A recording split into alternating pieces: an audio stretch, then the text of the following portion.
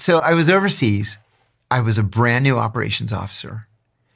And there was a woman in this foreign intelligence service who was the ugliest woman I've ever seen in my life.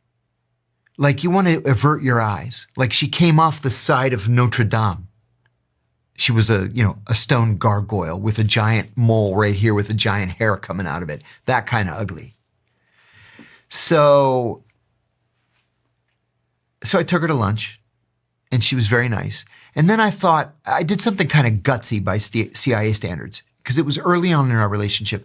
I invited her to go to lunch on a Saturday. Now, as a rule, the people in this country were not allowed to socialize with us privately. It had to be like their whole office, or several of them together. So I asked her just to meet me privately for lunch on Saturday. Don't tell anybody. So she was someone from the Middle East? Yes.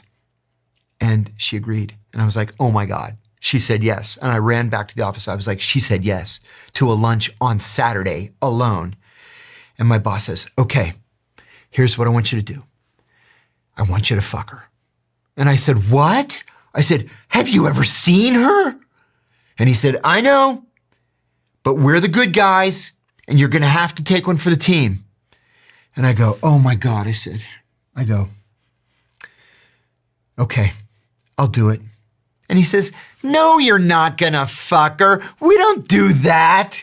I said, well, I don't know. I just started this. I've never been an operations guy before. How am I supposed to know? He said, come on. He said, just develop her like a normal person. You don't have to fuck her. I said, oh my God, you almost gave me a heart attack. But they might not be mad if you did. So long as I reported it and I got the recruitment out of it. It wasn't illegal to, sleep with assets.